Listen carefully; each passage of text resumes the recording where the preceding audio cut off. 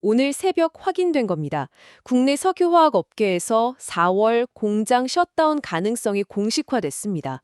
플라스틱, 합성 섬유, 도료, 지금 이 순간 여러분이 입고 있는 옷, 앉아 있는 의자, 달리는 차에 들어가는 소재를 만드는 공장들이 원료가 없어서 라인을 멈출 수도 있다는 얘기입니다.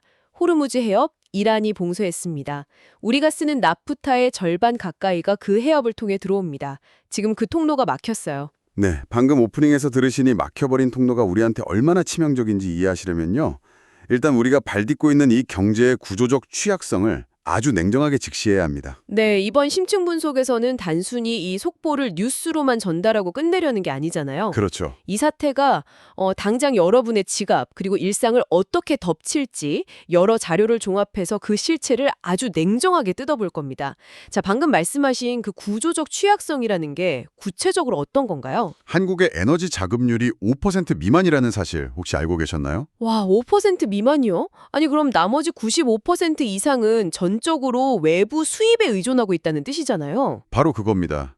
그러니까 국가 경제를 굴러가게 하는 피, 즉 원유랑 나프타를 거의 전량 수입에 의존하는 완벽한 외부 수열 구조인 거죠. 아, 외부 수혈이요. 표현이 확 와닿네요. 네, 역사를 보면 이 수열 호스가 꺾였을 때 어떤 일이 벌어졌는지 아주 명확한 패턴이 존재합니다. 1973년 1차 오일 쇼크 때 고공행진하던 한국의 경제 성장률이 하루아침에 반토막이 났고요.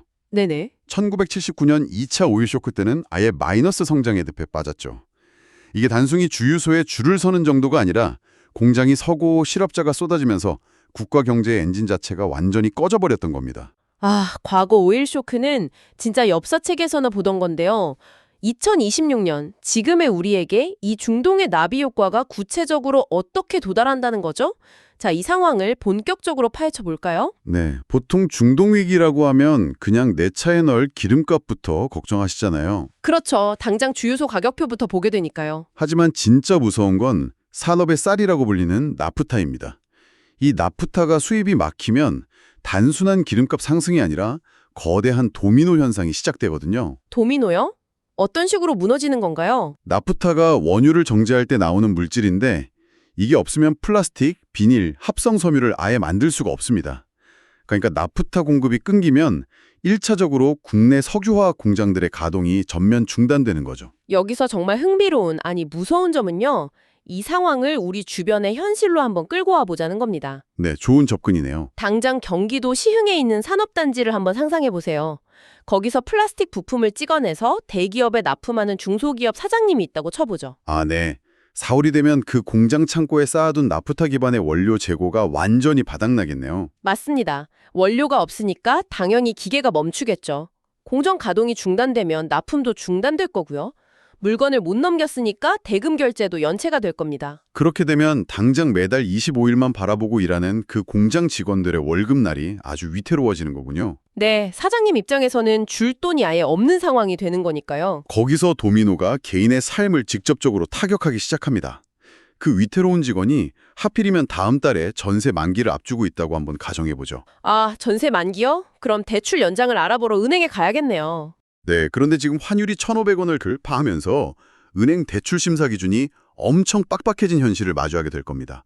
은행들도 부실 대출을 막아야 하니까요. 와, 그럼 이 직원은 회사에서는 원자재 대란으로 월급이 끊길 위기에 환율 침격에 그리고 대출 압박까지 이 세 가지 쓰나미가 평범한 개인 한 명을 동시에 덮치는 구조가 되는 거네요. 맞습니다. 이 개인의 비극이 사실은 공장의 재고라는 아주 차가운 숫자에서 비롯된다는 게 이 사태의 핵심입니다. 듣고 보니까 진짜 소름이 돋는데요. 그런데 여기서 하나 궁금한 게 생깁니다. 원자재 고갈 문제 말이에요. 보통 석유화학 업계처럼 거대한 곳들은 이런 핵심 원자재 재고를 넉넉하게 가지고 있지 않나요? 지금 현재 석유화학 업계의 나프타 재고 데이터를 보면요. 단 2주에서 3주치밖에 남지 않았습니다. 네, 2주에서 3주치요. 진짜 한 달도 안 남았다고요? 네, 절망적인 데이터죠. 글로벌 공급망이 그동안 너무 효율적으로 돌아가다 보니까 굳이 창고에 막대한 재고를 쌓아둘 필요가 없었던 겁니다. 이걸 이렇게 생각해 볼까요? 우리 집 냉장고에 식재료가 딱 2주치 남았는데 대형 마트부터 동네 편의점까지 싹 다 문을 닫아버린 겁니다. 2주 뒤엔 온 가족이 그냥 굶어야 하는 상황인 거죠. 네, 아주 정확한 비유입니다. 그런데 흥미로운 지점은 바로 여기입니다. 식재료 문제도 심각하지만 지금 냉장고 자체를 위협하는 더 큰 문제가 있거든요. 냉장고 자체를 위협한다고요? 네, 바로 텅스텐의 역습입니다. 텅스텐은 방금 말씀하신 그 냉장고 안의 식재료가 아니라 냉장고의 전원 코드라는 사실이죠. 전원 코드요? 잠깐만요. 텅스텐 하면 보통 무슨 필라멘트나 단단한 금속을 떠올리는데 이게 반도체랑 무슨 상관이 있는 거죠? 식재료가 아무리 많아도 소용이 없는 거네요. 그런데 이 텅스텐 공급은 왜 문제가 되는 겁니까? 전 세계 텅스텐의 90%를 중국이 쥐고 있습니다.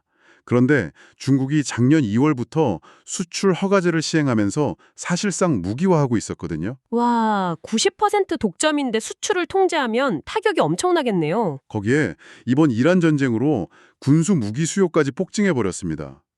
텅스텐이 미사일이나 철갑탄 만드는 데 꼭 필요하거든요. 그 결과 단 한 달 만에 가격이 무려 26%나 뛰었습니다. 한 달 만에 26%요? 미쳤네요. 그럼 이게 반도체 가격, 나아가서 우리가 사는 물건 가격에도 바로 영향을 주겠군요. 맞습니다. 이미 AI 수요 때문에 삼성전자와 SK하이닉스의 낸드 플래시 가격이 11개월 연속으로 오르고 있었어요. 여기에 원자재 비용까지 폭등해서 얹어지는 겁니다. 아, 그럼 내년 이맘때쯤 여러분이 구매할 스마트폰이나 노트북 가격은 그냥 폭등한다고 봐야겠네요. 네, 소비자 타격 파급 효과가 어마어마할 겁니다. 당장 내년 전자기기 값이 오르는 것도 문제지만요. 저는 내 통장에 있는 돈의 가치 자체가 지금 이 순간에도 실시간으로 녹아내리고 있다는 게 더 큰 문제라고 봅니다. 바로 환율이요. 네, 국제 정치와 환율의 널뛰기가 아주 심각하죠.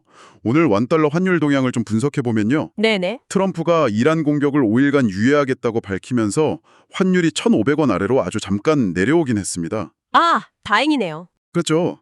이란은 협상 자체를 완강히 부인하고 있죠. 이 불안정한 정치적 상황 때문에 시장은 여전히 극도의 공포 상태입니다. 저희는 철저히 시장에 미치는 영향만 중립적으로 팩트만 전달해 드리는 건데요. 그렇죠. 이념을 떠나서 돈의 흐름만 보자면요. 은양권 외환 딜러들이 1차 상단을 1,510원에서 1,520원으로 보고 있고요. 최악의 경우에는 1,590원까지 열어두고 있습니다. 1,590원이요? 거의 1,600원이라는 소리잖아요. 여기서 끝이 아닙니다. 유가와 환율의 상관관계가 무려 0.9에 달합니다. 거의 완벽하게 동조화되어서 움직이고 있다는 뜻이죠. 유가가 오르면 환율도 똑같이 오르는 한 놈이라는 거네요. 네, 만약 유가 100달러 시대가 장기화된다면 1,500원대 환율은 이제 일시적인 현상이 아니라 뉴노멀, 즉 새로운 표준이 될 수 있습니다. 와, 1,500원이 뉴 노멀이 된다고요? 이게 무슨 뜻이냐고요? 제가 딱 계산해 드릴게요.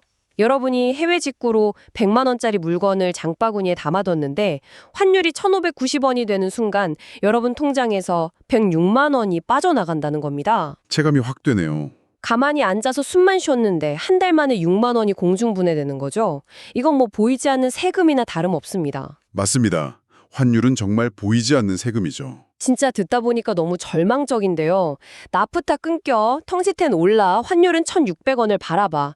대체 모든 사람이 이 혼돈 속에서 돈을 잃고만 있는 걸까요? 이 맥락에서 우리가 큰 그림을 한번 연결해 보면요. 아주 흥미로운 반전이 있습니다. 오, 위기 속에서도 웃고 있는 뜻밖의 승자들이 있다는 건가요? 네, 시장의 아이러니죠. 인간이 공포에 질려서 주식을 마구 던지는 패닉셀을 할 때 감정이 없는 AI 기반 퇴직연금 로보어드바이저는 철저히 데이터만 보고 저가 매수를 단행합니다. 아, 기계니까 공포를 안 느끼는군요. 네, 그 결과가 어떤지 아십니까? 삼성증권 로보어드바이저가 연수익률 73%, NH투자증권이 70%라는 경이로운 기록을 세우고 있습니다. 와, 연수익률 70%대요? 진짜 위칸네요. 감정 없는 AI가 혼돈 속에서 돈을 싹쓸이하고 있는 거네요? 그리고 또 다른 승자가 있습니다.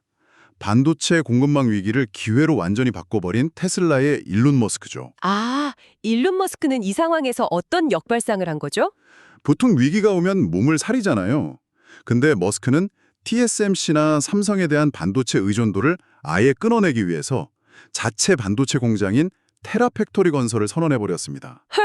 남한테 기대지 않고 자기가 직접 반도체를 만들겠다는 거군요. 네, 글로벌 공급망의 재편이죠.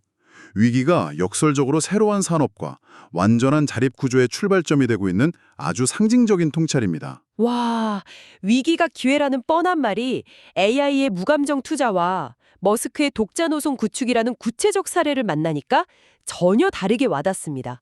감탄밖에 안 나오네요. 그렇죠.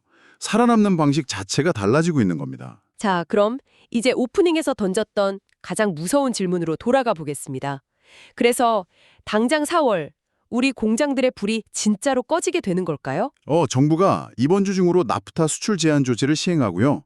추경을 편성해서 대체 수입 비용을 지원하려는 움직임은 있습니다. 아, 다행히 대책을 세우고는 있네요. 하지만 냉정하게 재확인해드리자면 재고가 단 2주에서 3주치뿐입니다. 그 짧은 시간 안에 대체 수입선을 물리적으로 확보하지 못한다면 공장 셧다운은 피할 수 없는 현실입니다. 진짜 골든타임이 얼마 안 남았군요. 네. 그리고 청취자 여러분도 꼭 기억하셔야 합니다.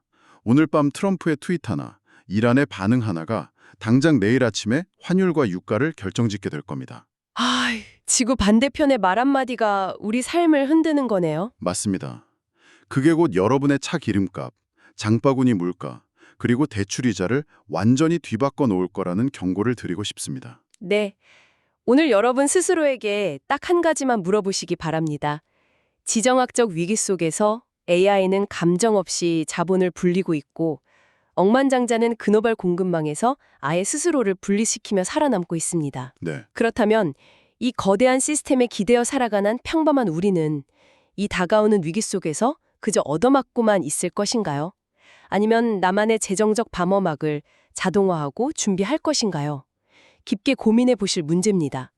오늘의 심층 분석은 여기까지입니다.